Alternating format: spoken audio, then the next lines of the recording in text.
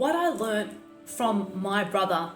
In case we haven't met yet, I'm Jess and I want to share with you this experience that so many people have gone through when it comes to dysfunctional family dynamics, and that is having an estranged relationship with a sibling or a parent or a relative because of what has happened in the past.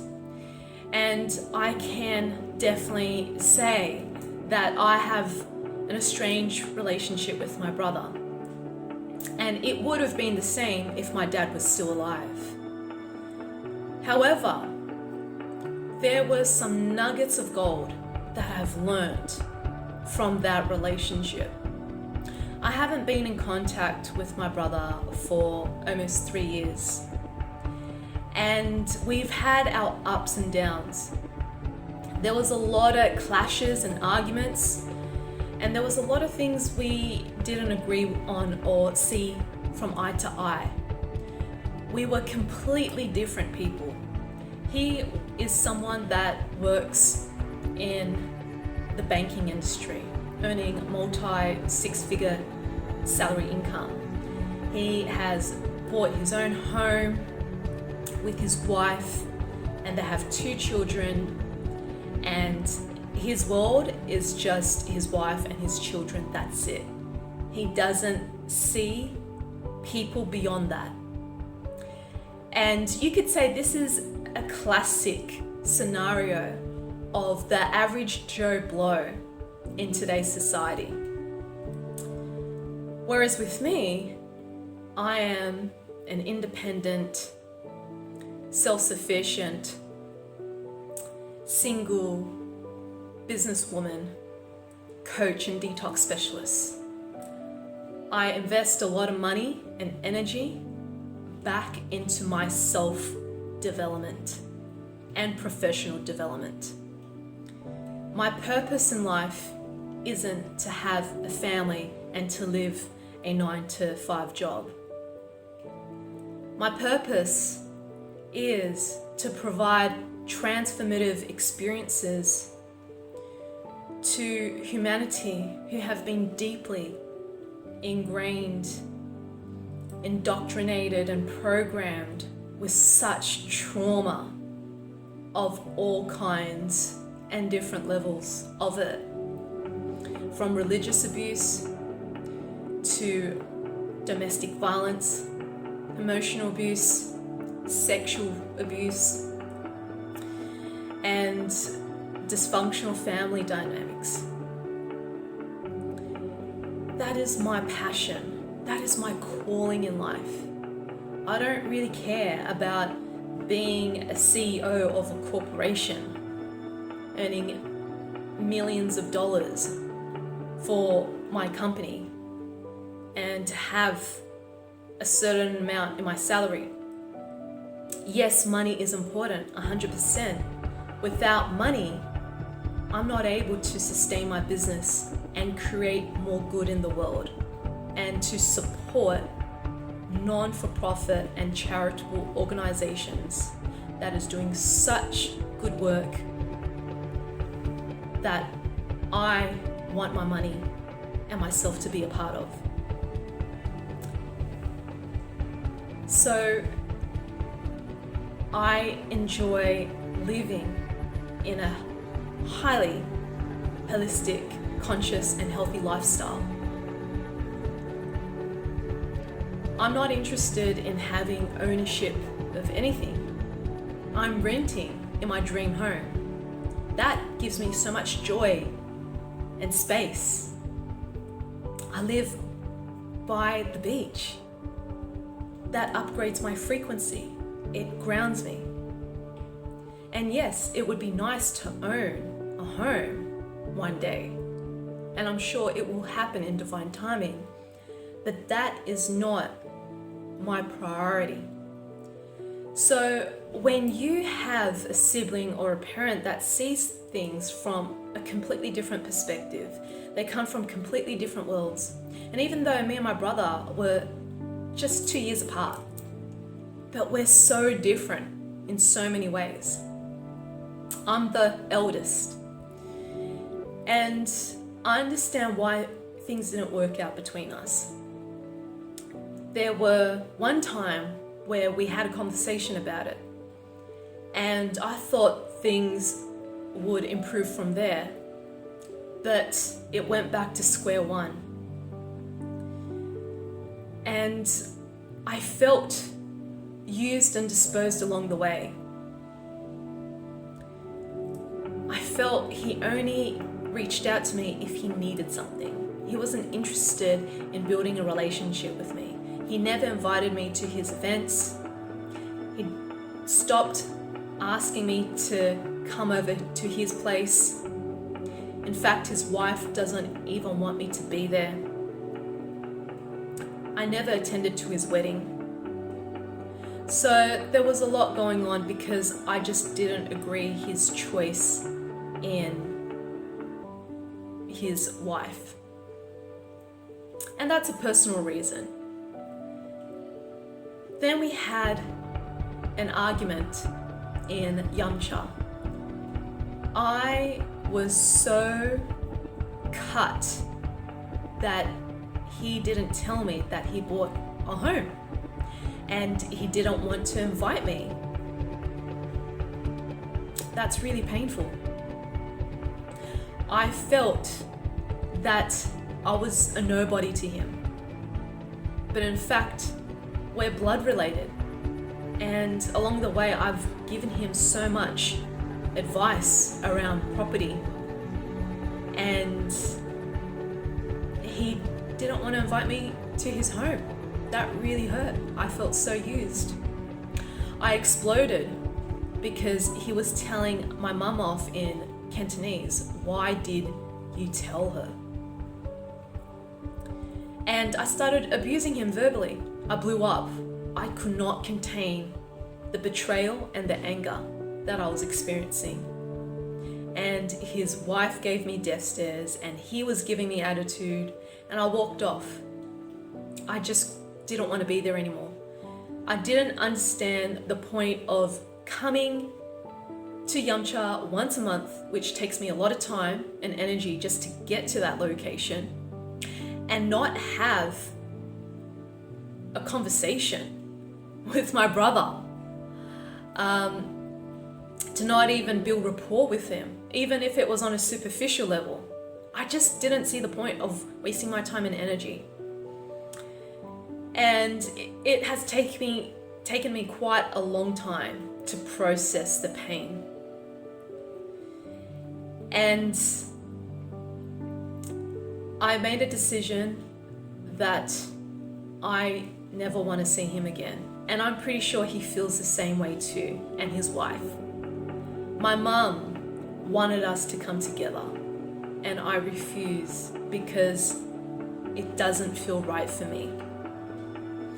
In hindsight now, what I've learned is, if I was ever to see my brother again face to face, I will have a conversation around what happened. I would definitely take ownership for what I said and my behavior. And I also want to express how he made me feel and his wife. If that opportunity ever comes. The other thing was, I did take a leap of faith and sent him an email of my apology. But I've realized after sending it, there was some victimization in that email and perhaps unnecessary information that I shouldn't have disclosed. I never received a reply. And a part of my ego said, well, that's apathetic. He obviously doesn't care. But a bigger part of me says that it's not meant to be, Jess. It is what it is. So here are the key points that I want to share with you. If you're going through a really hard time with an estranged family member or relative is this. First of all, you can only do the best that you can. And once you've taken responsibility, how you've projected your pain onto them, which I have with my brother, I've projected my pain, not only of my experiences with him in the past, but also my pain of my father. That I was so attached to this relationship that I wanted a male figure in my life to hear me, to see me, to love me.